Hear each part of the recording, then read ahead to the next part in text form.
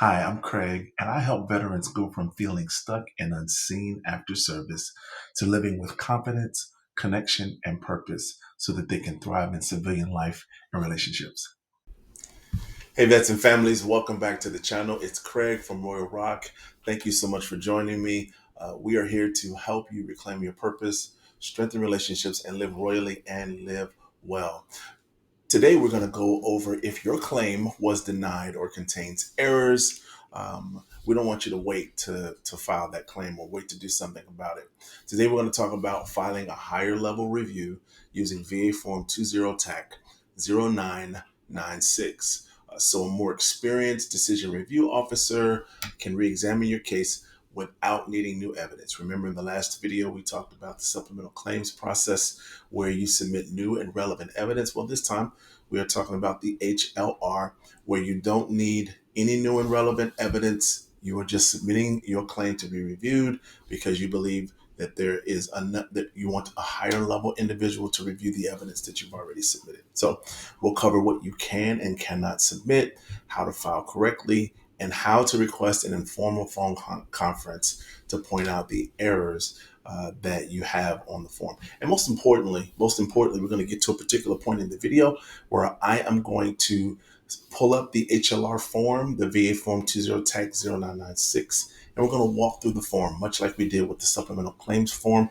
so that you can see the instructions on the form, you can see exactly how it looks, and you can be well informed on how you want to strategize and build your HLR review should you need to get an HLR review. So without further ado, let's get into it.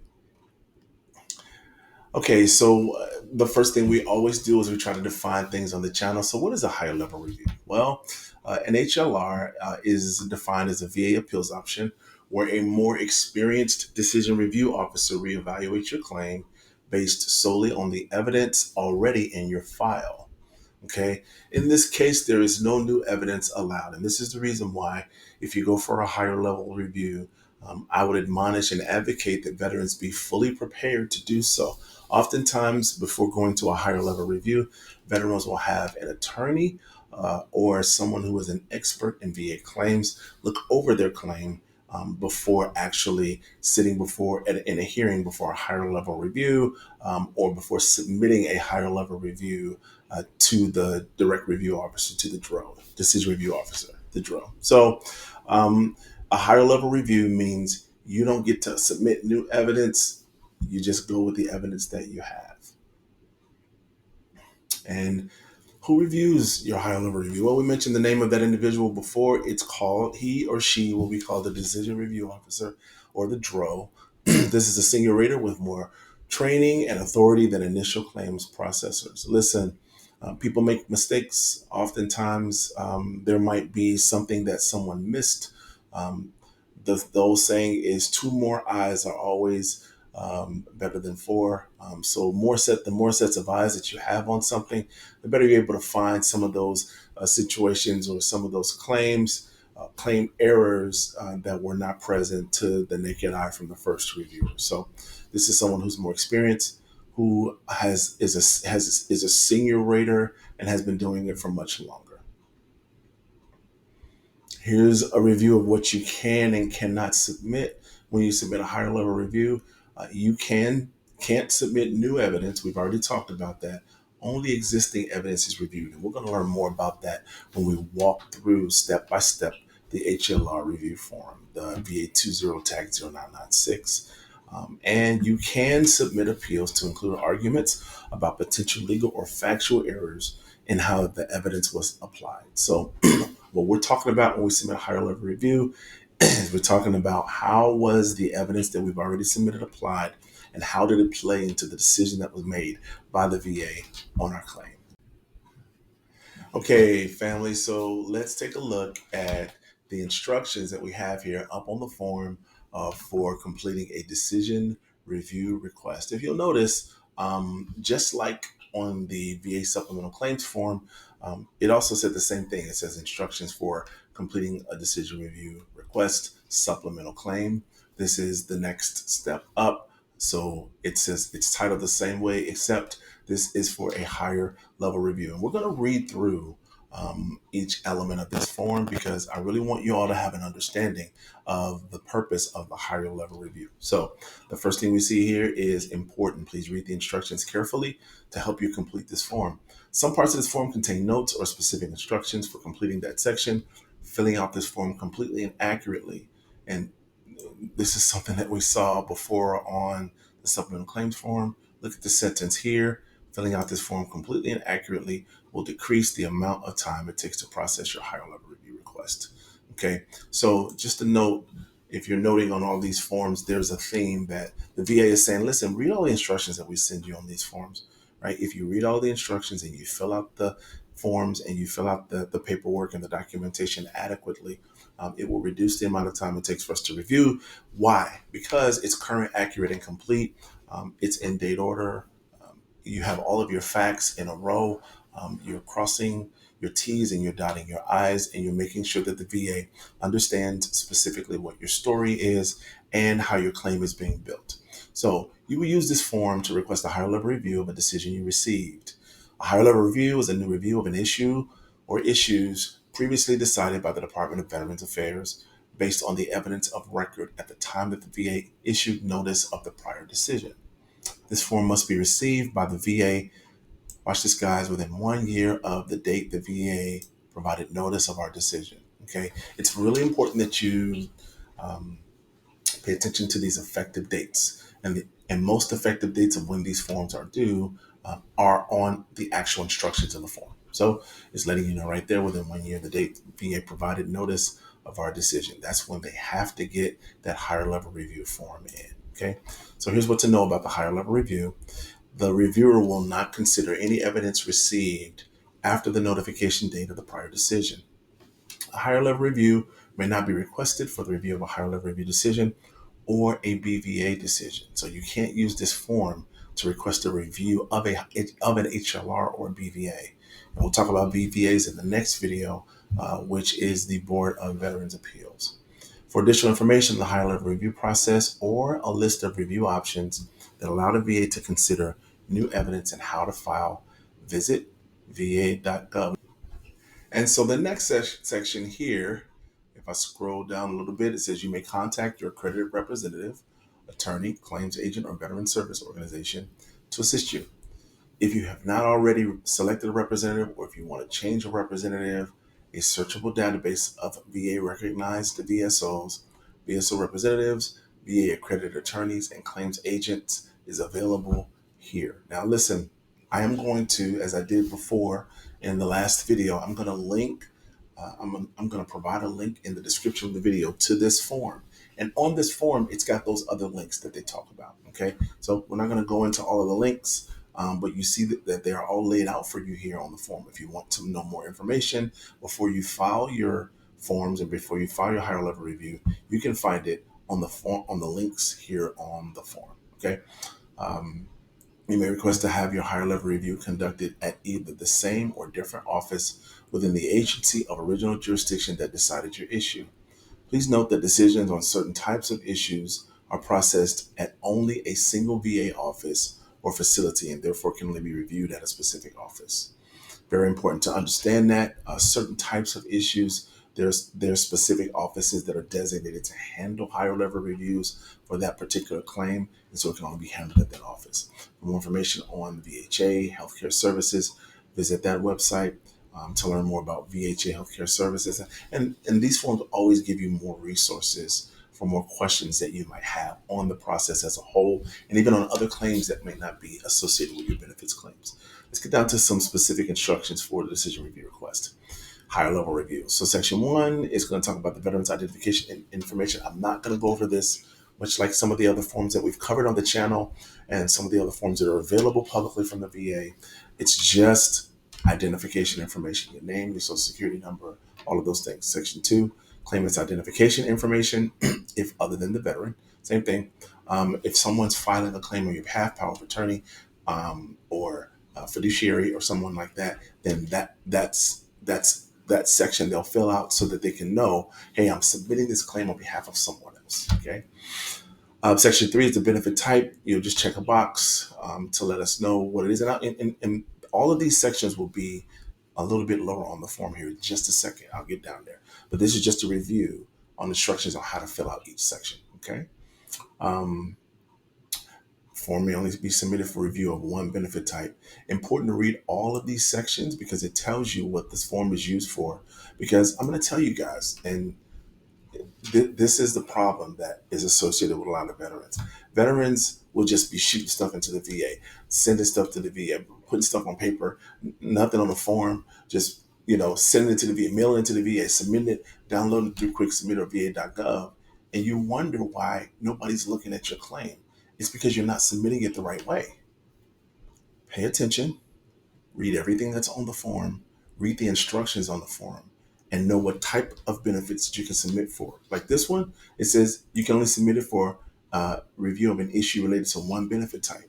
And it lists the benefit types here: compensation, pension, um, dependent indemnity compensation, survivor's benefits, fiduciary loan guarantee, VRE, VHA, or National Cemetery Administration. If you try to do something like this, say for example, for adaptable housing allowance or something like that, it doesn't look like this is the form for that. It may be, but it may not be. So you have to review and look at specifically what you're applying for, which benefit you're applying for, and don't just throw something on. Like some people might be throwing an HLR request on a 526EZ. I've actually seen that before, and that's the reason why you're getting denied or your claim is not going anywhere. One of the reasons why it could be. So pay attention to the form, read all the instructions. Section number 4, optimal informal conference, and this is really important. It says you or your appointed representative may request an informal conference to identify errors of fact or law in the decision under review, with a higher level review assigned to complete the review of your issue by marking the check box in block 16A. We'll go over that. Evidence that was not of record at the time that the VA issued the notice of decision will not be considered. Requesting an informal conference may delay issuance of a higher level review decision. So if you request to talk to someone about some sort of error, whether legal or otherwise, that was in your claim, it may delay your higher level review because they'll have to then review and think through and process the claim that you submitted for the claim or the thing that you said was an error. They'll have to do that first, and then they'll do the other thing. So it may cause a delay. Just remember that. Okay, to avoid potential delays, you may submit a written statement instead of requesting an informal conference. This statement should include your argument highlighting the VA's potential misreading of facts or its potential misapplication of law to the facts that the evidentiary record has already established. I see a lot of people online saying, just submit an HLR, submit an HLR, submit it, but nobody's telling you how. Nobody says you can either do an informal conference or you can submit a written statement, and then nobody tells you how to submit that statement. Let me just give you a small tip. When you submit that statement is your opportunity to be very clear about the historical timeline of your claim and why you believe or why you feel that there may have been an error. Okay.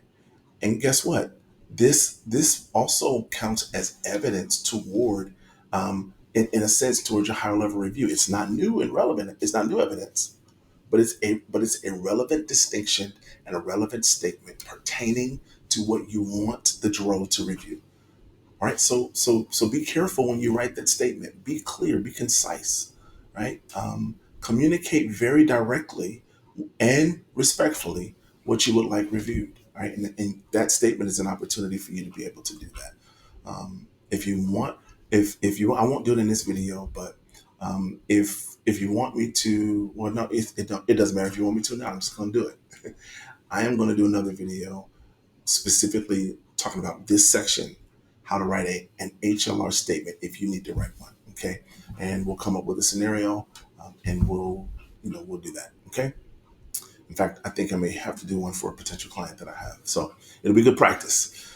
All right, the VA will make 2 attempts to contact you or your representative to schedule your informal conference, and it just talks about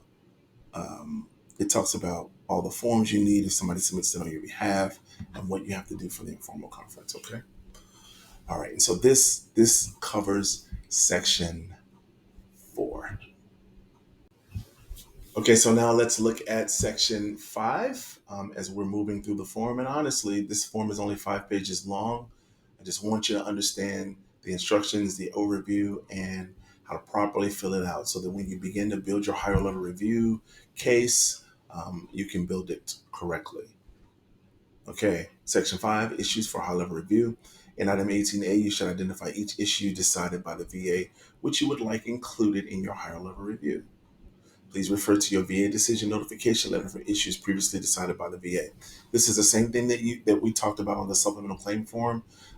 You are responding to a decision that the VA made, and so you're going to use previous correspondence from the VA that said this is the decision that we made, and we've done a video on the decision letter and how to read it, how to interpret it, the things you need to look for in the decision letter, reasons for decision. You're going to refer to that when you outline what you want them to look at under the higher level review. And this goes here in block 18 alpha. In item 18 bravo, you should enter the date of the VA's decision for each issue. Only the issue you list on this form will be addressed during the higher level review. So if you don't have enough room on this form and you want them to look at different issues, then it means you'll need to fill out multiple forms. Okay. To opt into the modernized review system from the legacy appeals system, we talked about the SOC and the SOC already, right? And the fact that you can't return to the legacy system if you decide to opt into the modernized system. But we know that most veterans will now be under the modernized system. Okay, moving on to section 6, please be sure to sign your request for high level review. It is recommended that you do not sign in pencil, as forms signed in pencil may be returned. For alternate signer certification, please include VA Form 21 Tag 0972 alternate signer certification. Okay, and it gives you the link to that form for alternate signer. Section 7, authorized representative signature. A VA representative may sign this section in lieu of the veteran or claimant signature in section 7, as long as a valid VA Form 21 TAC 22 or VA Form 21 TAC 22 Alpha is of record or included with this application. Remember, you have to have those forms in place at the VA stating that someone else can sign for you or someone else is handling your claim. Normally, when you deal with a VSO or an accredited agent or an attorney, that's the first thing they're going to have you fill out. Hey, listen, give us something saying we're authorized representative for the VA, and they'll have you fill out those forms so that when you get ready to do something, or when you get ready to when they get ready to sign something, they include the authorization that they got from you to be able to handle your claim on your behalf. Okay, so now we actually get to the form, and we're gonna move down because we know what section 1 is. We know what section 2 is. It's the claimant's identification information. This is just identifying who you are. Okay. Now here's where the benefit type is that we talked about a little bit earlier. Select only one. If you file for multiple benefit types, you must complete a separate VA Form 20 TAC 0996 for each benefit type. All right, there's either going to be compensation, fiduciary, education, loan, pension, VRNE, VHA, or National Cemetery Administration, right? It lets you know everything that you can use this form for. Yet in another place, right here, okay? Check that out. Make sure you're using the most updated form, right? All right, this one is March 2024, and this supersedes the one that was back in 2022. Don't use the old form, guys. Don't use the old form, right? Go to the va.gov link, and they should have the most updated form. All right. Now, look at section 4, which we already talked about. You or your authorized rep may request an informal conference. We talked about that, right? This is just the block where you'll put that. All right. And then it gives you instructions of if you selected block 16A that you would like an informal conference. Okay. And then here's the method by which you will do that informal conference. All right. Block 17, if you would like the VA to contact your representative, you must provide your representative's contact information below if you have a representative doing your claim. Okay. Issues for a high level review. Check it out. It says if you're responding to a SOC or a SOC, that's block 18 SOC or SOC, that's probably not going to be you. Identify in item 18 alpha each issue decided for VA for which you are requesting a higher level review. Refer to your decision notification letter for your issue. VA has previously decided for each issue. Identify the date of the VA's most recent decision on the issue in item 18 Bravo. If the space below is insufficient to include the information regarding your issues, it is acceptable to indicate that in space below and attach additional pages to this form to complete your request. Include your name and file number on each page attached. Name and file number on each page attached. Name and file number will be up here on each page attached. You have to include that there, right? If you need more additional information. So let's say specific issues of disagreement, and this is required. Um, right knee. I'm making this up. Watch this. I'm just making right knee. Disagree with VA decision from 38 CFR Part 4 due to severe symptomology as documented in on pages 10 to 13 of attached treatment records, lay evidence provided as enclosure 4 and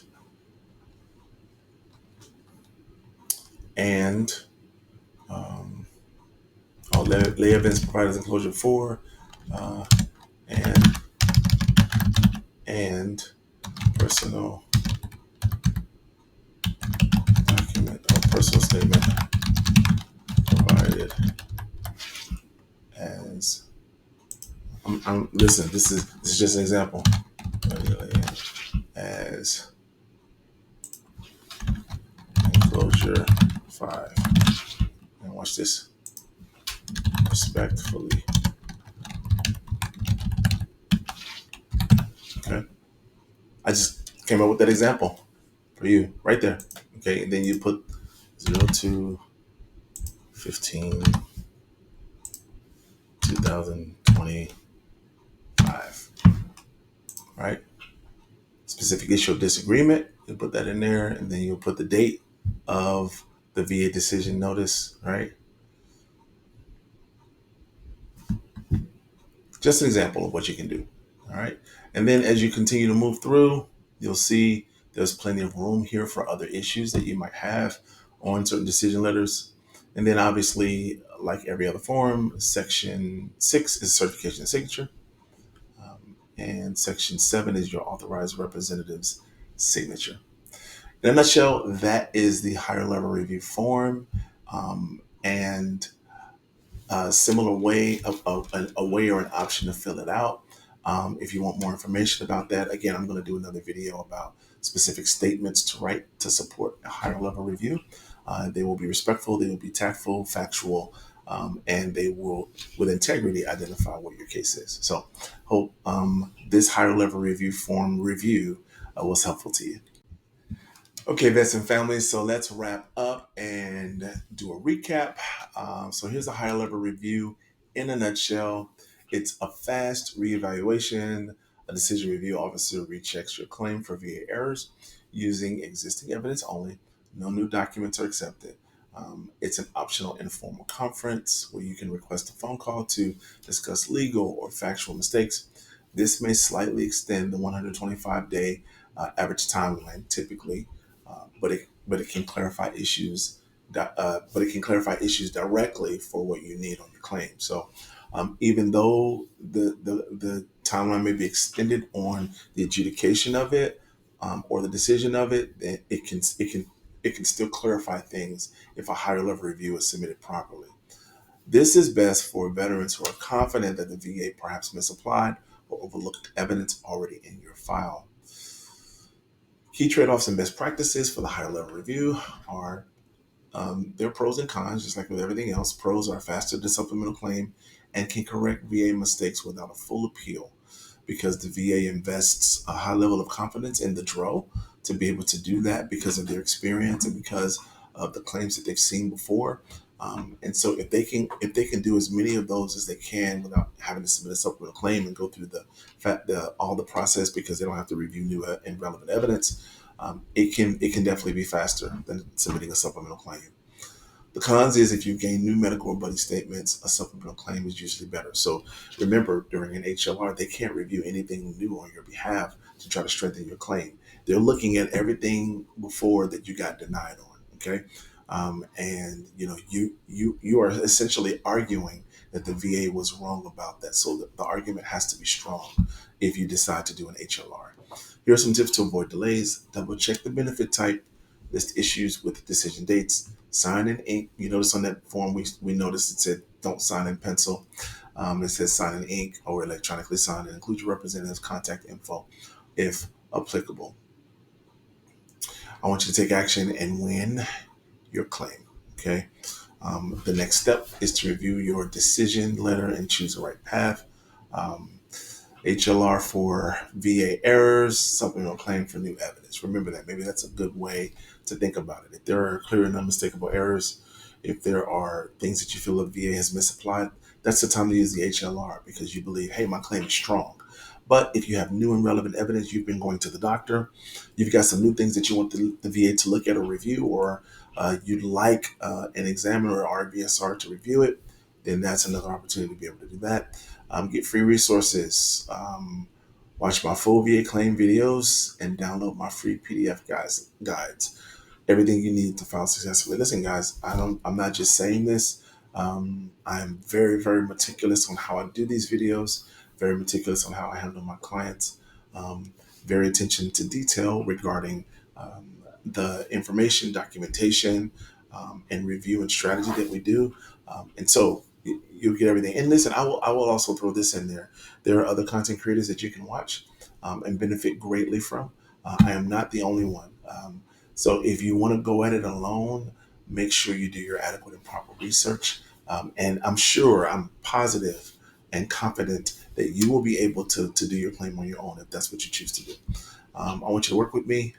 So for personal affordable help, email me at craigc@royalrockllc.com. Okay, I want to thank everybody for watching. Um, if this helped you understand how to file a higher level review and correct errors in your VA claim, give it a thumbs up and share it with another veteran who's weighing their appeal options. Okay, this video is part of a lot of videos that I'm doing to give you a step-by-step um, way and option, step-by-step instructions and guidelines from your intent to file all the way to the Board of Veterans Appeals. Okay, I use resources like the 38 CFR, the M21 TAC 1, and VA.gov. Your voice matters, your record matters, and your healing deserves another look. Okay, keep reclaiming your purpose, keep living royally, and keep living well. Thanks so much for watching, and I'll see you in the next video.